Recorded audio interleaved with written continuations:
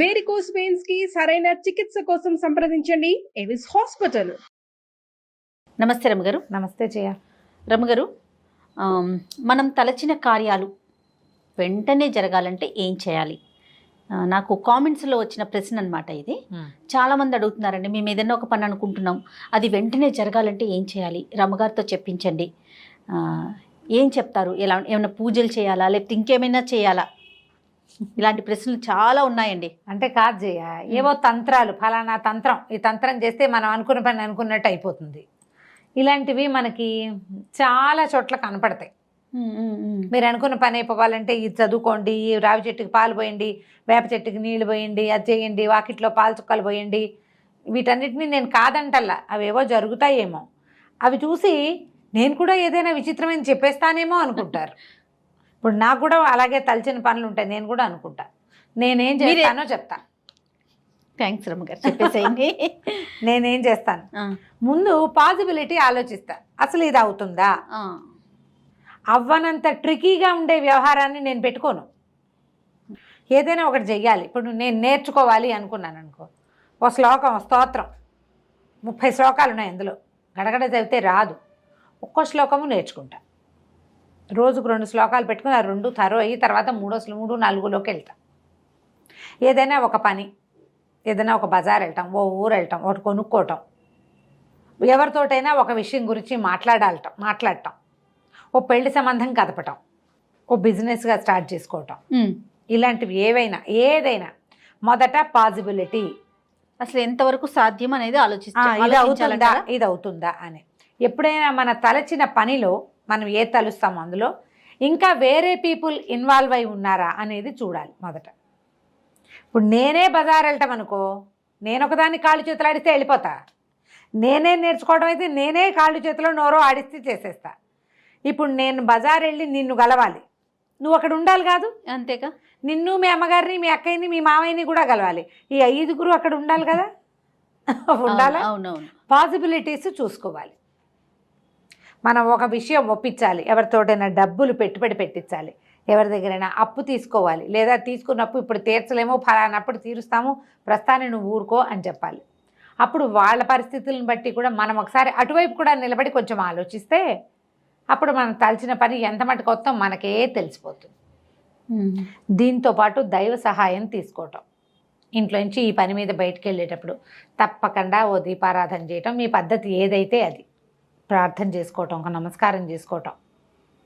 ఇంట్లో దేవుడికి మన కష్టం, మన ఇబ్బంది, దేవుడా ఈ పని మీద వెళ్తున్నాను, దీన్ని సజావుగా చెయ్యి అని చెప్పటం. మన ఇంట్లో ఎవరైనా పెద్దవాళ్ళు ఉంటే వాళ్ళకు కూడా ఒక మాట చెప్పటం. చెప్పి వాళ్ళు అంతా సరిగానే అవుతుందిలే అంటే మనకి ఒక పాజిటివ్ సైన్ ఉంటుంది లోపల. వీటితోటి కొంత రకంగా పనులు అవుతాయి. ఇంకా ప్రచండమైన దైవ సహాయం తీసుకోవాలి. దేవుడా నేను ఈ పని మొక్కు అనుకున్నాను, ఇక తీరితే నీకు 2 కొబ్బరికాయలు కొడతాను, అలాంటివి కాకుండా ఎవరికైనా నేను కూడా సహాయం చేస్తాను లాంటివి మొక్కుకోవటం. దైవ దర్శనానికి వస్తాను అని ఏదైనా ఇవ్వడం అనే దాని మీద కాన్సెప్ట్ నాకు నమ్మకం ఉండదు జయ. భగవంతుడిగా దేవాలయాల్లో కొబ్బరికాయలు కొడతాను, అది చేయిస్తాను, ఇది చేయిస్తాను కాదు, నేను వచ్చి నీకు దర్శనం చేసుకుంటాను, నా శ్రద్ధని నీకు ఇస్తానని పెట్టుకుంటాను. ఏదైనా ఒకటి చదువుతా, చాలా మంచి విషయం. ఒకటి చదువుతాను. నేనేం చేస్తానంటే నా ఐడియానే చెప్తున్నా. ఇది ఇప్పుడు ఈ పని అయితే ఇది చదువుతాను అని చెప్పకూడదు. నువ్వు ఇది చదువు, ఏదైనా మొదలుపెట్టు, అది నీకు వెనకాల తోడుగా ఉంటుంది. నేను సాధారణంగా రామాయణాన్ని ఫాలో అవుతా. రామాయణంలో సకలార్థ సిద్ధి రామాయణం అని ఒక విధానం ఉంది. ఆ ప్రకారం సకలార్థ సిద్ధి రామాయణంలో ఈ అన్ని విషయాలు మనం అనుకున్న పనులు నెరవేరటానికి ఇందులో ధర్మకార్యం అనేది ఒక పాయింట్ ఉంటుంది. అందులో నీకు లాభం, ఇతరులకి నష్టం ఉంటే ఆ పని జరగదు మనం అనుకున్నా కూడా. ఒకవేళ అయినా చెడిపోతూ ఉంటుంది. అంటే భగవంతుడి మీద భారం వేసినప్పుడు కదా. అదే నువ్వే చేస్తే నువ్వు ఎదుటివాడిని మోసం చేస్తావు, నువ్వే సంపాదించుకుంటావు, అలాంటి వాళ్ళు కోకొల్లలుగా కనపడతారు. అవును. బట్ ఇలాంటి వ్యవహారంలో మనం దేవుణ్ణి కనుక మన వ్యవహారంలోకి లాగితే ఒక ధర్మబద్ధమైనది, దానివల్ల ఇతరులకి నష్టం కానీ, బాధ కానీ, కష్టం కానీ కలగనిది, నీ ప్రాస్పరిటీ, నీ పిల్లల అభివృద్ధి, నీ వ్యాపార అభివృద్ధి, నీకే విద్యాభివృద్ధి, నీకే మనశ్శాంతి, చిత్తశాంతి. పిల్లలకి ఏవో హ్యాబిట్స్ ఉన్నాయి, భర్తలకి ఏవో హ్యాబిట్స్ ఉన్నాయి, వ్యాపారం కలిసి రావట్లేదు, డబ్బులు కలిసి రావట్లేదు. ఆల్రెడీ నీ దగ్గర కోట్లుంటే ఇంకా కోటాను కోట్లు రావాలంటే కాచుమి, అలా కాదు.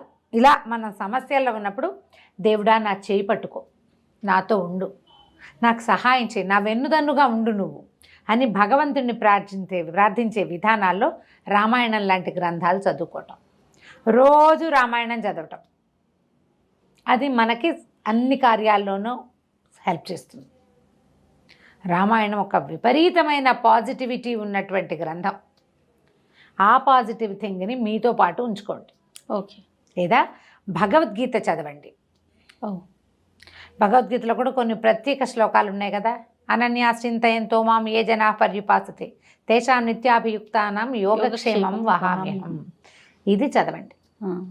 పరిత్రాణాయ సాధూనాం వినాశాయ చ దుష్కృతాం ధర్మ సంస్థాపనార్థాయ సంభవామి యుగే యుగే. ధర్మం కోసం భగవంతుడు పుడతాను, ప్రతి యుగంలోనూ పుడతానన్నాడు. నమ్మితే అతను మీ వెనకాల ఉంటాడు, అంతే. ఓవేళ పని అవ్వకపోతే దేవుణ్ణి తిట్టద్దు, ప్రయత్నాన్ని తిట్టుకోండి, ప్రయత్నాన్ని సరిచేయండి. ప్రయత్న లోపాన్ని గుర్తించుకోవాలి. మనం సరిగా చేయలా, ఎక్కడో సరిగ్గా చేసాం, మనం తప్పు చేసాం, లేదా ఎదుటివాడు పాజిటివ్గా లేడు, వాడు పాజిటివ్గా ఉండాలని కోరుకోవటం మొదలు పెట్టండి. మీరు ఏం జరిగినా మనం మంచిగా అనుకో, ఇవాళకి ఆగింది, ఓకే, రేపు జరుగుతుందేమో. నువ్వు భగవంతుడి మీద విశ్వాసం ఉంటే పనులు అవుతాయి, మీ మీద మీకు విశ్వాసం ఉంటే పనులు అవుతాయి. మీరు ఎంత పాజిటివ్గా ఉంటే అంత పాజిటివ్గా పని అవుతుంది. ఓకే. ఏది ఎంత ట్రై చేసినా అవ్వట్లేదు, 4 అది మనది కాదు, ఇది మనది కాదని మానేయండి, కొత్తది మొదలు పెట్టండి, హాయిగా ఉంటుంది. ఇప్పుడు ఇందులో చూడు, నెగిటివిటీకి తావు లేదు, నిరాశకి తావు లేదు, మీకు కుంగుబాటు రాదు, మీ ప్రెషర్ మీ వాతావరణం మీద పడదు, హాయిగా ఉంటుంది. నేనైతే ఖచ్చితంగా దీన్ని ఫాలో అవుతాను జయ. ఇది మొన్నటి దాకా చెప్తున్నా ఏం చేశాను. అయోధ్యకాండలో మొదటి 2 సర్గలు శ్రీరామ గుణవర్ణనం చదివేదాన్ని. ఇప్పుడు పరశురామ పరాజయం చదువుతున్నాను. ఓకే. ఓ 30 రోజులు, ఓ 40 రోజులు అలా పెట్టుకుంటాను నేను. అది అయిపోయింది, ఇది స్టార్ట్ చేస్తా. బాగుంది, చేస్తూనే ఉంటాం, అది నడుస్తూ ఉంటుంది. తర్వాత దీంతో పాటు నాకు పాజిటివ్గా అనిపించేది ఏంటంటే పంచాయుధ స్తోత్రం అని ఒక స్తోత్రం ఉంది. విష్ణువుకి సంబంధించింది.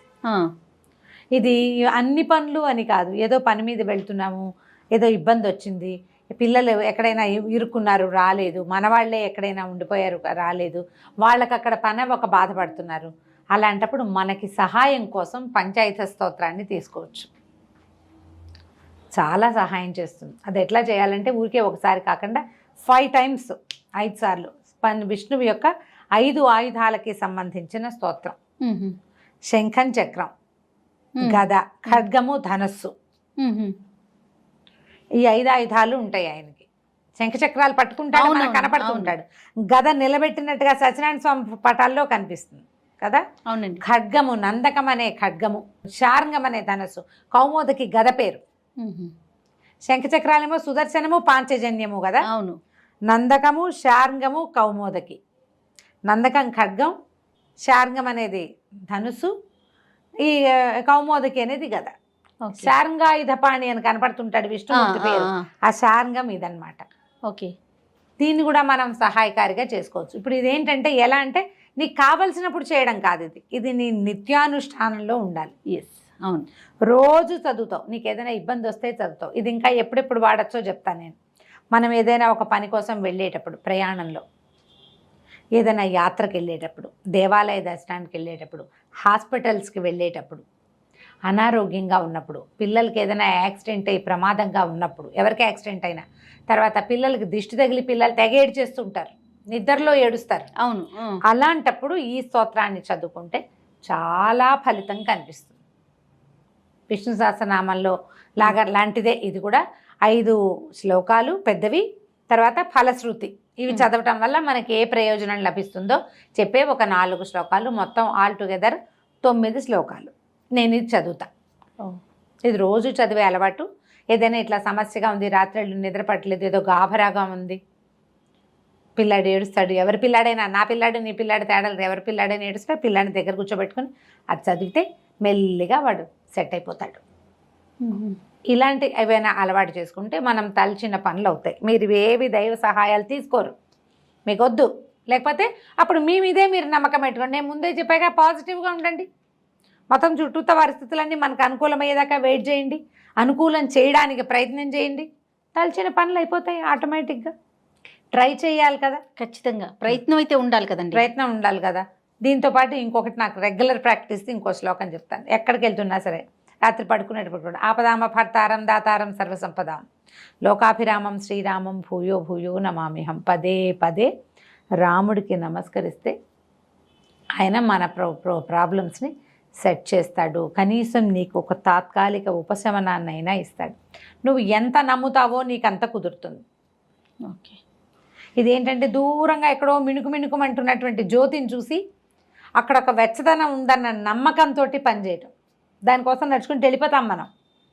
అక్కడ వెలుగు ఉందని, ఆ వెలుగే ఇట్లా భగవంతుడి స్వరూపం. మనం ఏదైనా ఒకటి పెట్టుకుంటే హాయిగా అవుతుంది. నీకు చేయలేదనుకో, ఇప్పుడు క్రియలు కాదు ఇవి, మనమే చేసుకునేది. అవును. ఫలానా చెట్టు ఫలానా ఆకు పువ్వు ఏమీ లేదు, నీ నోరు నీ బుద్ధి, నువ్వే చదువుకుంటావు. పిల్లలకి నేర్పించండి, హాయిగా ఉంటుంది. నాన్న చదువుకో, రోజువారీ చదువుకుంటూ ఉండు.